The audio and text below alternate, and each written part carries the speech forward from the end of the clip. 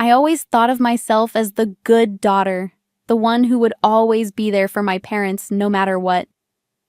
Growing up, my twin brother Jason and I were treated differently. He was always the center of attention. Jason was everything my parents wanted in a son. Charming, outgoing, popular. He was the golden child in their eyes, and no matter what he did, they showered him with love and praise. I, on the other hand, was quieter and more focused on my studies. I wasn't as outgoing, and I didn't seek attention. I was content with reading books and keeping to myself. Still, I loved my parents and did everything I could to make them proud, even though deep down, I knew I was always second best.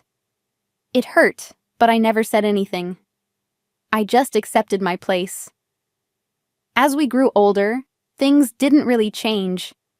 Jason and I went down different paths, but the pattern remained. We both married around the same time, and both of us had daughters. My daughter, Jenny, was a lot like me. Quiet, introverted, and not into the typical things kids her age were into. She spent most of her time reading or playing games, and I loved that about her. On the other hand, Jason's daughter was the complete opposite. She was outgoing, popular, and loved sports. My parents adored her, always talking about how perfect she was. It stung, but I didn't want to make it a big deal. I never resented her, but I couldn't deny that my daughter, Jenny, was always pushed aside in comparison. It was like Jason's daughter could do no wrong, while Jenny was always expected to be the responsible one. The day our daughters graduated from university was supposed to be one of the proudest days of our lives. We decided to have a joint celebration since their birthdays were so close together. My parents were excited, and I was eager to celebrate Jenny's accomplishment. But when the moment arrived, it quickly became clear that things had not changed. My parents, as always, focused all their attention on Jason's daughter. They surprised her with a brand new luxury car, an expensive black Mercedes-Benz. I was genuinely happy for her. She jumped up and down, hugging my parents, her joy lighting up the room. But as I watched this, I couldn't help but feel uneasy. Was I expecting too much? After all, we were all celebrating the same milestone. Still, I couldn't shake the feeling that something wasn't right. When it came time to hand out gifts to my daughter, I tried not to expect too much. But what happened next shocked me. My parents handed Jenny an envelope. I took it, confused, and when I opened it, my stomach dropped. It wasn't a gift or a congratulatory note. It was a bill. A long list of numbers and amounts that added up to a huge total. My mother smiled proudly, thinking she was giving us the best gift ever. "Life is fair," she said, as though this was a lesson I should learn. "Jenny has worked hard, saved up, and now it's her time to contribute to the family." I stared at the paper, unable to understand what was happening. My parents weren't giving my daughter a gift. They were giving her their debts. My blood ran cold as I tried to process this. How could they think this was fair? I looked over at Jason, hoping for some sign that he saw how wrong this was. But when I glanced at him, he just shrugged and said, "Come on, you always say you don't care about money." His words stung like a slap in the face. How could he be so indifferent? How could he not see how unfair this was to Jenny? I could feel the anger rising inside me, but I stayed quiet. I wanted to scream, but I held it in. My parents had always made Jason the priority, and now they were making him the hero again, while my daughter was handed a bill. I didn't know how to process this, but I knew something needed to change. I could no longer sit back and pretend everything was okay. For the first time, I was putting my daughter and myself first. Without saying a word, I folded the bill carefully and placed it back in the envelope. "Thank you," I said, trying to keep my voice calm. But inside, I was trembling with anger and disbelief. Jenny looked at me, opening her mouth as if she wanted to say something, But when she saw my face, she closed her mouth again. She didn't need to speak. I could see the hurt in her eyes. I wanted to protect her from all of this, but I knew I couldn't stay and let my parents treat her like this. Without another word, we stood up, packed our things, and left. We didn't argue or yell, we just left. My parents didn't try to stop us. I don't think they even fully understood what I was doing, at least not at that moment. But they would soon realize. That night, we stayed in an Airbnb in another city. I didn't know what to do next. I didn't want to go back. I didn't know if my husband, who was working overseas, would understand. But I called him anyway and told him everything. I asked him not to answer their calls either. Jenny stayed with a friend. And for the first time, I didn't have to pretend to be okay. I was angry and hurt, but I also felt a strange sense of freedom. I didn't have to please anyone anymore. I didn't have to live in the shadow of my brother and his perfect daughter. It was just me and Jenny now, and that was enough. But soon, my phone started ringing. First, it was one call, then another. Jason, my parents, even my aunt.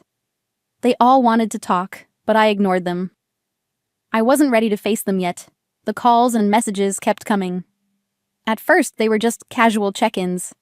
Elena, where are you? We're worried. But as the days went by, the tone of their messages became more insistent. Elena, please pick up. We need to talk. Elena, why aren't you answering? They sounded desperate. I could hear the worry in their voices, but I wasn't ready to forgive them. Not yet. I didn't even respond to Jason's calls. I knew that if I gave in, they'd think everything was fine again. I couldn't let that happen. My parents had always treated me as second best, and I couldn't pretend like nothing had happened. This wasn't just about a gift. It was about respect. I had given them so much over the years, but they had never truly seen me.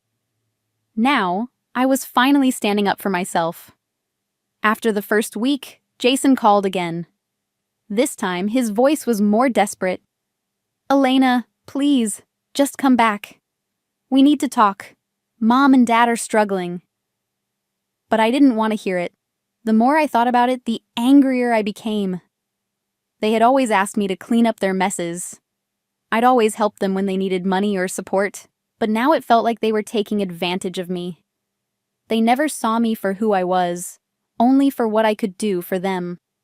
And now, when they were in trouble, they expected me to fix it again. I wasn't going to do that. I refused to let them use me any longer. I could hear the desperation in Jason's voice, but I remained firm. I wasn't going back. Not this time. Then, 2 weeks later, I received an email from my father. The subject line read, "Please read this." I hesitated before opening it, unsure of what I would find. The email was full of regret. "We're in trouble," my father wrote. "We took out loans, and now we can't repay them. We thought we could manage, but things have gotten worse. We need your help." They didn't apologize for their actions. They didn't say sorry for handing Jenny a bill instead of a gift. They only said they needed me. They thought I'd be the one to fix everything. I stared at the screen, feeling a wave of anger and sadness. It wasn't the first time they had asked for help, but this time I couldn't pretend. I wasn't going to fix their mistakes. Not anymore. Days passed and the calls didn't stop. Jason's calls became more frequent. He started sounding more sincere. He said he was worried about me. He apologized for not seeing what had happened. He even told me he was starting to understand what I had been through all these years. For the first time, Jason was seeing the bigger picture. But it didn't change anything. My parents had made their choices, and now they had to live with the consequences. They had treated me and my daughter like we were second best, and now they needed me to fix their problems.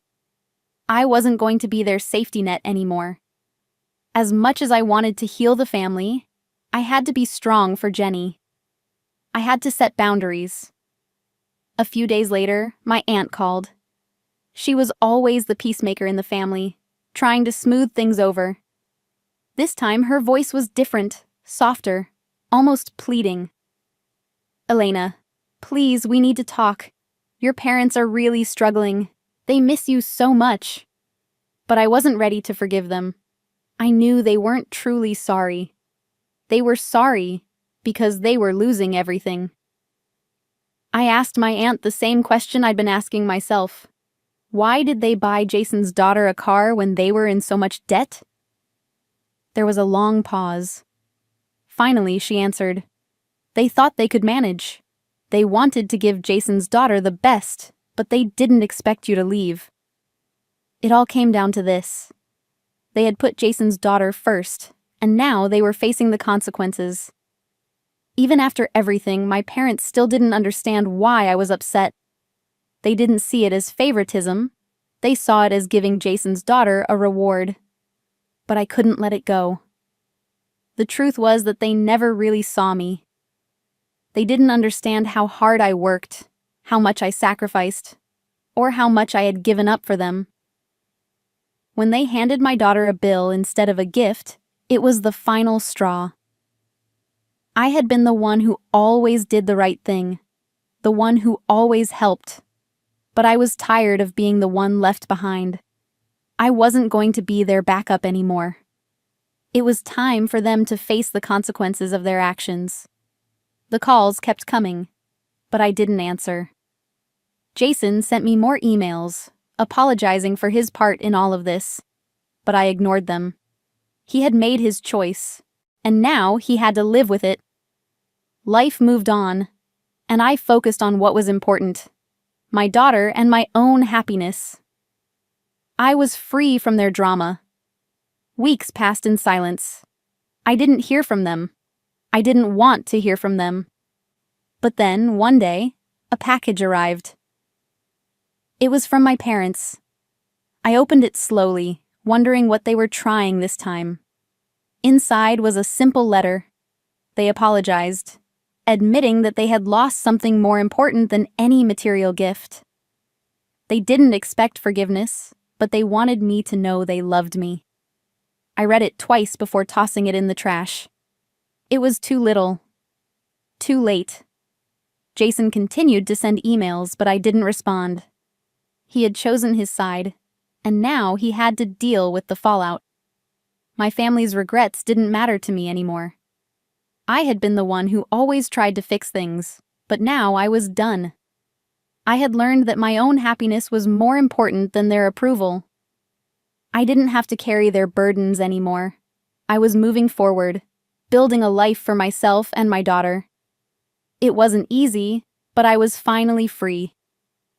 I had learned that sometimes you have to walk away from toxic relationships, no matter how hard it may seem. For the first time, I was in control of my own future. Weeks passed, and life slowly returned to normal. I spent my days focusing on my work and spending time with my daughter. The silence from my parents was deafening, but it was peaceful. It was a quiet reminder that I had made the right choice. I didn't need their approval or their love to be happy. I had learned to love myself and my daughter without them. Then, one day, my phone rang again. It was my mother. She sounded desperate, pleading with me to come back. But I had made my decision. I wasn't going back. I had finally realized that sometimes the most important relationship you can have is with yourself, and I was ready to move on, without looking back.